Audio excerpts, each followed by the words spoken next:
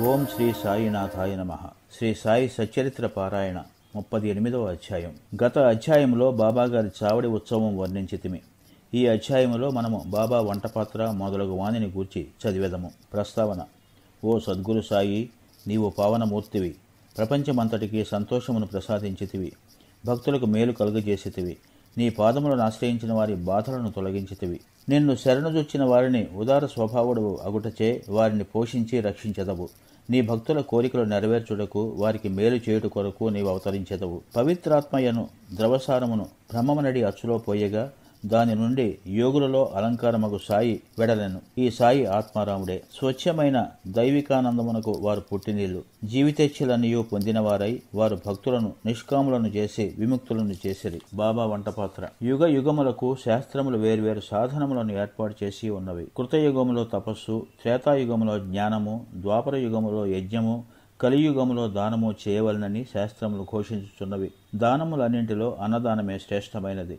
మధ్యాహ్నం 12 గంటలకు భోజనం దొరకనిచో మనము చాలా బాధపడేదము. అట్టి పరిస్థితులలో ఇతర జీవులు కూడా అట్లే బాధపడును. ఈ విషయం తెలిసి ఎవరైతే బీదలకు, ఆకలితో ఉన్నవారికి భోజనం పెట్టెదరో వారే గొప్ప దాతలు. తైత్తిరీయోపనిషత్తు ఇట్లు చెప్పుచున్నది. ఆహారమే పరబ్రహ్మ స్వరూపము. ఆహారం నుండియే సమస్త జీవులు ఉద్భవించినవి. చచ్చిన పిమ్మట అవి తిరిగి ఆహారంలో ప్రవేశించును. మిట్ట మధ్యాహ్నం మన ఇంటికి ఎవరైనా అతిథి వచ్చినచో వారిని ఆహ్వానించి భోజనం పెట్టుట మన విధి. ఇతర దానములు అనగా ధనము, బట్టలు మొదలుగునవి ఇచ్చినప్పుడు కొంత విచక్షణ కావలెను. కానీ ఆహార విషయంలో అట్టి ఆలోచన అనవసరము. మన ఇంటికి మిట్ట మధ్యాహ్నం ఎవరు వచ్చినను వారికి మొట్టమొదట భోజనం పెట్టవలెను. కుంటి, గ్రుడ్డి, రోగిష్ఠులు వచ్చినచో వారికి మొట్టమొదట భోజనం పెట్టిన పిమ్మట ఆరోగ్యవంతులకు, అటు పిమ్మట మన బంధువులకు పెట్టవలెను. మన బంధువులు మొదలగు వారికి పెట్టుట కంటే నిస్సహాయులైన అంగవికలురు తదితరులకు పెట్టుట ఎంతో శ్రేయస్కరము.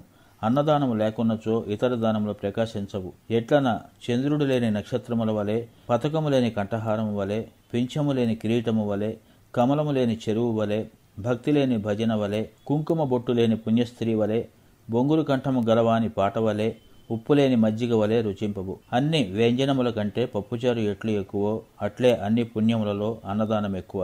బాబా ఆహారం నెట్లు తయారు చేసి పంచిపెట్టుచుండెనో చూసేదము. బాబా కొరకు చాలా తక్కువ భోజనము కావలసి ఉండెను.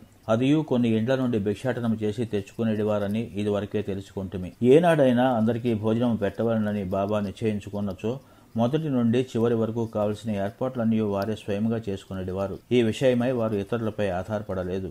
ఎవరికి నీ బాధ కలుగజేయలేదు. మొట్టమొదట బజారుకు వెళ్లి ధాన్యము, పిండి, మసాలా దినుసులు మొదలగునవి అన్నీ నగదునిచ్చి కొనేడివారు. వారే విసురుచుండేవారు. మసీదు ముందున్న ఖాళీ స్థలములో మధ్యన పొయ్యి పెట్టి దానిపై పెద్ద వంటపాత్రలో కొలత ప్రకారము నీళ్లు పోసి పెట్టేడివారు. వారి వద్ద వంటపాత్రలు 2 గలవు. ఒకటి పెద్దది, 100 మందికి సరిపోవున్నది.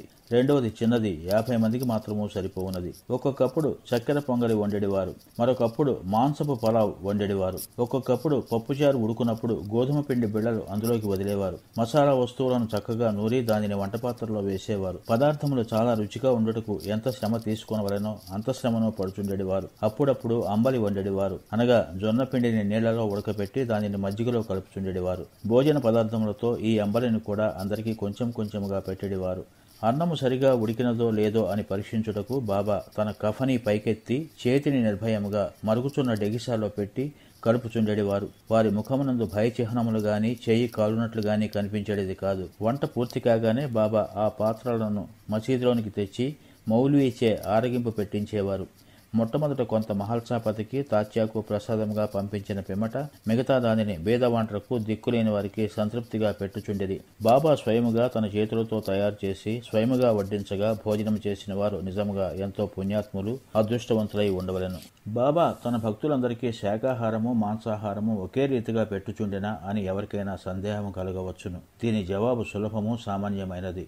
ఎవరు మాంసాహారులో అట్టివారికే ఆ వంట పాత్రలోని ఇది పెట్టేడివారు. మాంసాహారులు కానివారిని ఆ పాత్రను కూడా ముట్టనీయలేదు. వారి మనసులలో దీనిని తినుటకు కోరిక కూడా కలగనిచ్చేడివారు కాదు.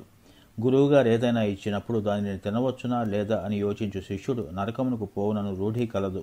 దీనిని శిష్యులు బాగా గ్రహించి నెరవేర్చుచుండిరో లేదో చూచుటకు బాబా ఒక్కొక్కప్పుడు పరీక్షించుచుండేవారు. దీనికి ఒక ఉదాహరణ. ఒక ఏకాదశి నాడు దాదా కేల్కర్కు కొన్ని రూపాయలు ఇచ్చి కురాల్బాకు పోయి మాంసము కొని తెమ్మనెను. ఇతడు సనాతనాచార పరాయణుడగు బ్రాహ్మణుడును ఆచారవంతుడును. సద్గురువుకు ధనము, ధాన్యము, వస్త్రములు మొదలగునవి ఇచ్చుట చాలదనియు, కావలసినది అక్షరాల గురువాజ్ఞ పాటించుటయే అనియు, గురువు ఆజ్ఞానుసారము నెరవేర్చుటయే అనియు, ఇదియే నిజమైన దక్షిణ అనియు, దీనివల్లే గురువు సంతృష్టి చెందేదరనియు అతనికి తెలియను. కనుక దాదా కేల్కర్ దుస్తులు ధరించి బజారుకు బయలుదేరాను. కాని బాబా అతనిని వెంటనే పిలిచి తానే స్వయంగా పోవాలతనియు ఇంకెవరినైనా పంపమని చెప్పాను. అతడు పాండు వను నౌకర్ను పంపెను. వాడు బయలుదేరుడు చూసి బాబా వాణిని కూడా వెనుకకు పిలిపించి ఆనాడు మాంసం వండుట మానుకొనిది.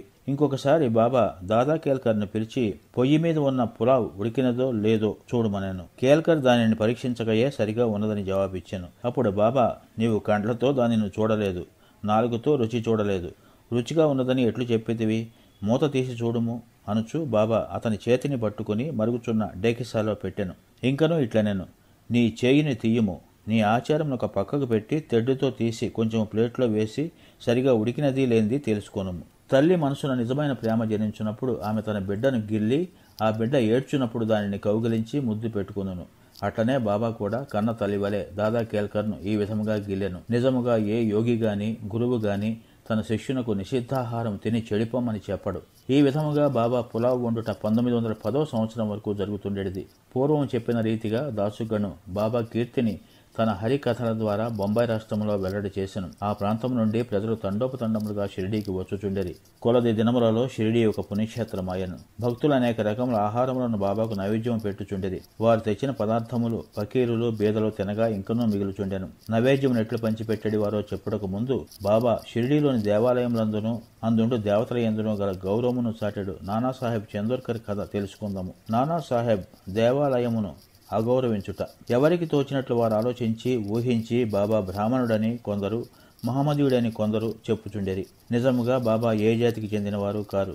వారు ఎప్పుడు పుట్టిరో, ఏ జాతి యందు పుట్టిరో, వారి తల్లిదండ్రులు ఎవరో ఎవరికీ తెలియదు. కనుక వారు బ్రాహ్మణుడు గాని మహమ్మదీయుడు గాని ఎట్లు కాగలరు? వారు మహమ్మదీయులైనచో మసీదులో ఎప్పుడు ధునినెట్లు మడనిత్తురు? ఆ చోట తులసి బృందావనం ఎట్లుండును? శంఖం రూదుటకు ఎట్లు ఒప్పుకుందురు? గంటలను మ్రోయించుటకు ఎట్లు సమ్మతింతురు? సంగీత వాద్యములనెట్ల వాయించనిత్తురు? హిందువుల మత ప్రకారము షోడశోపచార పూజలు ఎటుల జరగనిత్తురు? వారు మహమ్మదీయులైనచో వారి చెవులకు కుట్లు రంధ్రములు ఎట్లుండును? గ్రామంలోని హిందూ దేవాలయాలన్నింటినీ ఎలా మరమ్మతు చేయించిరి?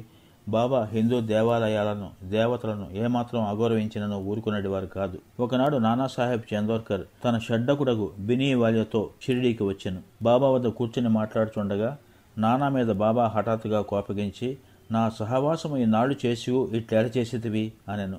నానాసాహెబ్ మొదట దీనిని గ్రహించలేకపోయాను కనుక అదేమిటో వివరించవలసిందిగా ప్రార్థించెను. కోపర్గాం నుండి షిరిడీకి ఎట్లు ఉచితమని బాబా అతనిని అడిగాను. నానాసాహెబ్ వెంటనే తన తప్పు గ్రహించెను. సాధారణముగా షిరిడీకి పోవునప్పుడల్లా నానాసాహెబ్ కోపర్గాంలో దిగి దత్త దర్శనం చేసుకునేవాడు.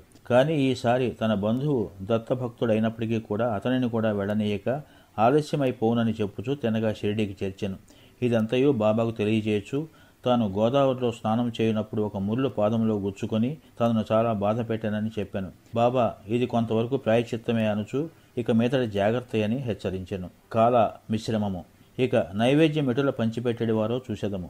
హారతి పిమ్మట భక్తులందరికీ ఊదీతో తమ ఆశీర్వాదములు ఇచ్చి పంపివేసిన పిమ్మట బాబా మసీదులోనికి పోయి నింబారు వైపు వీపు పెట్టి కూర్చునుచుండిరి. కుడివైపు ఎడమవైపు భక్తులు పంక్తులలో కూర్చునుచుండిరి. నైవేద్యం తెచ్చిన భక్తులు పళ్ళెములను మసీదులో పెట్టి బాబా ఆశీర్వాదములకై ఊదీకై కనిపెట్టుకుని బయట నిలుచుచుండిరి. అన్ని రకముల ప్రసాదములు బాబాకు వచ్చుచుండేటివి. పూరీలు, మండెగలు, బొబ్బట్లు, బాసుంది, సాంజ, పరమాన్నం మొదలగునవన్నీ ఒకే పాత్రలో వేసి బాబా ముందుంచువారు. బాబా దీనిని దైవమునకు అర్పించి పావనమనర్చుచుండెను. అందులో కొంత భాగము బయట కనిపెట్టుకుని ఉన్న వారికి పంచి తక్కినది బాబాకు అటూ ఇటూ 2 వరుసలలో కూర్చుండిన భక్తులు సంతృప్తిగా తినుచుండిరి. శ్యామ, నానాసాహెబ్ నిమోన్కర్ వడ్డించేవారు. వచ్చిన వారి సౌకర్యములను వీరు చూసేవారు. వారు ఆ పని అతి జాగ్రత్తగాను ఇష్టముగాను చేయుచుండిరి. తిన్నట్టి ప్రతి రేణువు కూడా తృప్తియు సత్తువయు కలుగు చేయుచుండెను. అది అట్టి రుచి, ప్రేమ, శక్తి కలిగిన ఆహారం. అది సదా శుభ్రమైనది, పవిత్రమైనది. ఒక గిన్నెడు మజ్జిగ. ఒకనాడు హేమాడ్ పంత్ మసీదులో అందరితో కడుపు నిండా తినెను. అట్టి సమయమున బాబా అతనికి ఒక గిన్నెడు మజ్జిగ తాగుమని ఇచ్చాను. అది తెల్లగా చూచుటకు ఇంపుగా ఉండెను. కానీ అతని కడుపులో ఖాళీ లేనట్లుండెను. కొంచెం పీల్చగా అది మెక్కిలి రుచిగా ఉండెను. అతని గుంజాటనము కనిపెట్టి బాబా అతనితో ఇట్లనెను, దానినంతయు తాగుము. నీకిక మీదట ఇట్టి అవకాశం దొరకదు. అతడు వెంటనే దానినంతయు తాగెను. బాబా పలుకులు సత్యమయ్యను. ఏలన త్వరలో బాబా మహాసమాధి చెందిరి. పాఠకులారా, హేమాడ్ పంతుకు మనం నిజముగా నమస్కరించవలను. అతడు గిన్నెడు మజ్జిగను ప్రసాదముగా తాగాను.